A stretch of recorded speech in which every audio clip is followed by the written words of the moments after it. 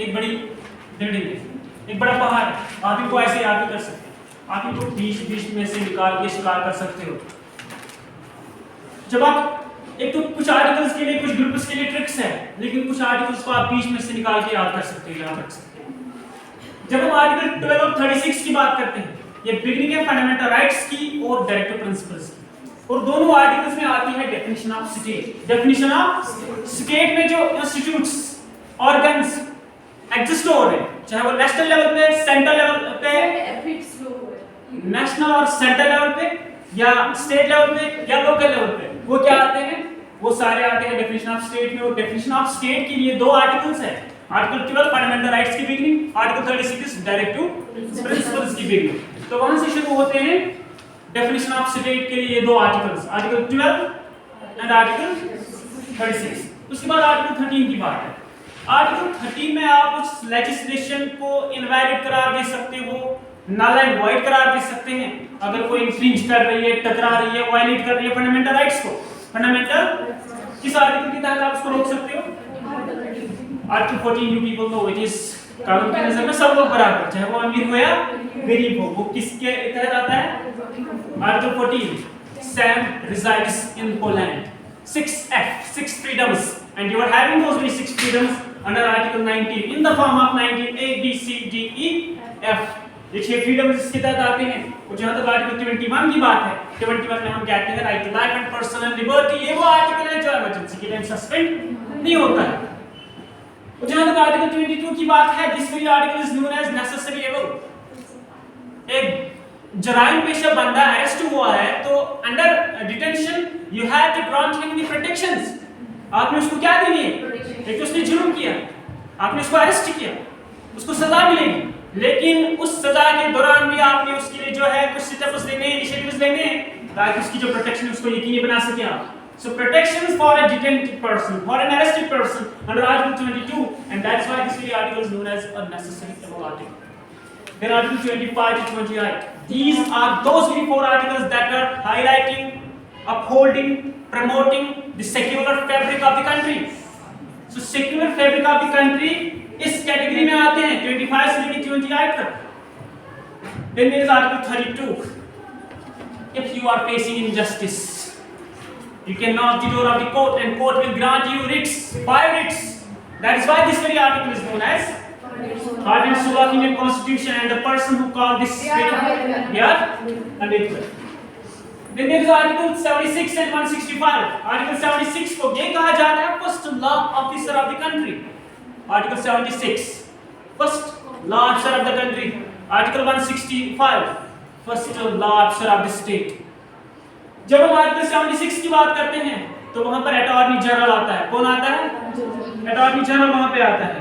और जब हम आर्टिकल 165 की बात करते हैं वहां पर स्टेट का फर्स्ट लॉ ऑफिसर आता है जिसको हम कहते हैं advocate general. So attorney general first law officer of the country, article 65।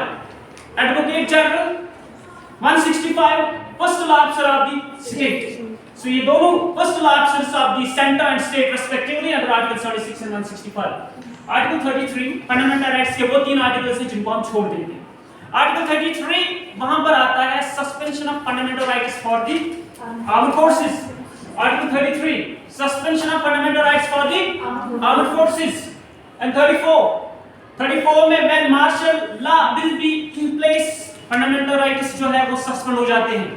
Suspension of fundamental rights. So 33 is armed forces versus fundamental rights, 34 is martial law versus fundamental rights. And fundamental rights के साथ अगर कोई छेड़छाड़ कर सकता है that is only parliament, that is only so parliament and fundamental rights. 35 34 fundamental rights and martial law. Then there is Article 79. There should be a parliament of India. There should be parliament for India. There should be union legislature for India. Article 79. Article 61. You can remove the President of India. Under Article 61, that is known as legislative impeachment, and you can remove the President through impeachment for the reason violation of the Constitution. अगर वो क्या करेगा? Constitution को violet करेगा, उस एक reason के लिए आप प्रेसिडेंट को रिमूव कर सकते हैं आर्टिकल 61 के तहत। देन देयर इज आर्टिकल 98 जहां तक बात है there should be a secretariat for the parliament. 98 secretariat for the parliament. 108 Lok Sabha ने बिल लाई, ये ऑर्डिनरी बिल है, ये मनी बिल नहीं है, बजट भी नहीं है, याद रखना ये कोई आम ऑर्डिनरी बिल है, मनी बिल नहीं है, ये बजट भी नहीं है, एक ऑर्डिनरी बिल है। ये किसी भी हाउस ने लाई, चाहे वो लोकसभा हो या राज्यसभा हो, और ऑर्डिनरी बिल के रिलेटेड दोनों हाउसेस जो है वो इसको पास करनी चाहिए। अगर एक हाउस ने पास नहीं की, अगर एक हाउस ने वो पास नहीं की तो वहां पर क्या हो जाता है, वहां पर इस आर्टिकल के तहत जॉइंट सेशन बुलाया जाता है। So joint session of the two houses of the parliament under Article 108, क्योंकि जब लोकसभा ने बिल ऑर्डिनरी बिल लाई, उसने पास की, राज्यसभा ने इस पे ऐतराज जताया, अब ये बिल एक्ट नहीं बन सकती, फिर प्रेसिडेंट कॉल करता है इनको जॉइंट सेशन। ये जॉइंट सेशन कहां से बाहर किया इंडिया ने, ऑस्ट्रेलिया से। सो 108 आर्टिकल के तहत जॉइंट सेशन बुलाया जाता है और उस बिल को पास कर दिया जाता है वहां पे। Article 110 definition of money bill. Definition of money bill क्या होती है, आर्टिकल 110 कहता है। आर्टिकल 112 दो important words, massive words, one is federation, another is budget. ये इंडियन कॉन्स्टिट्यूशन में कहीं भी इस्तेमाल नहीं हुए हैं, लेकिन आर्टिकल 112 बजट को डिफाइन करता है। द एनुअल फाइनेंशियल स्टेटमेंट, क्या the annual financial statement that is known as budget, ये आता है अंडर आर्टिकल 112। लेकिन एग्जैक्ट बजट को इस्तेमाल नहीं हुआ है कहीं पे, ना फेडरेशन ना बजट। सो आर्टिकल 112 बजट कहता है। Article 120 language of the parliament, article 120 language of the parliament, article 210 language of the state assembly, language of the state assembly. A special power of the president, legislative power, when parliament will not be in session, he can grant ordinances.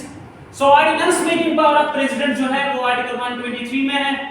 और इसी तरह अगर state की assembly power में नहीं होगी, power में है, सेशन नहीं चल रहा है और यहाँ से इमरजेंसी नाफिज है, इमरजेंसी जैसे हालात है, कोविड जैसी सिचुएशन है, तो आपको फंड्स चाहिए, तो वहां पर ordinance making power of governor 213 में है। So ordinance making power of president 123 and ordinance making power of the state governor 213। 148 article 148 कहता है controller and auditor general of India, CAG, जिसको हम watch dog of Indian accounts भी कहते हैं। Article 148 watch dog of Indian accounts, controller and Auditor General of India. Article 124 there should be a Supreme Court for India. Article 124 Supreme Court for, Article 214 High Court for the states. Article 263 Narmada पे लड़ाई है, नर्मदा के पानी पे, मध्य प्रदेश, मुंबई और गुजरात के बीच, आंध्रा और तमिलनाडु के बीच या केरला के बीच कावेरी पे लड़ाई है, तो interstate council, president interstate council बनाता है under article 263 to solve the interstate matters disputes. So interstate council article 263 एक ही आर्टिकल से आता है और वो यही article. 280 finance commission for India, 280 finance commission for India, 266 and 267 two funds इसमें आते हैं, दो फंड्स इसमें आते हैं।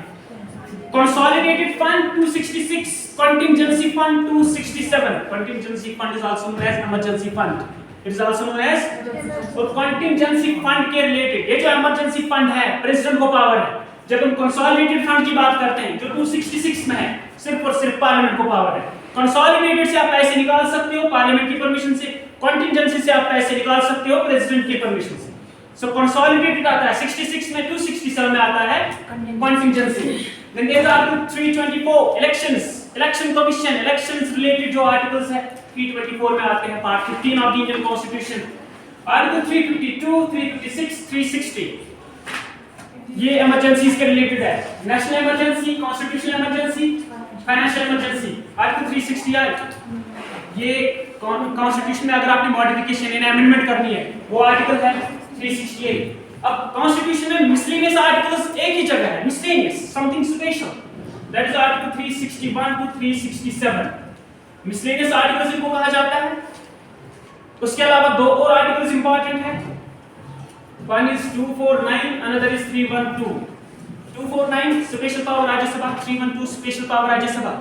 जब हम 249 की बात करते हैं, there is division of powers, कुछ पावर्स सेंटर को, कुछ पावर्स तो स्टेट लिस्ट पे सिर्फ स्टेट लेजिस्लेट करती है, लेकिन अगर सेंटर को लगे राज्यसभा वहां पार्लियामेंट को एम्पावर करती है।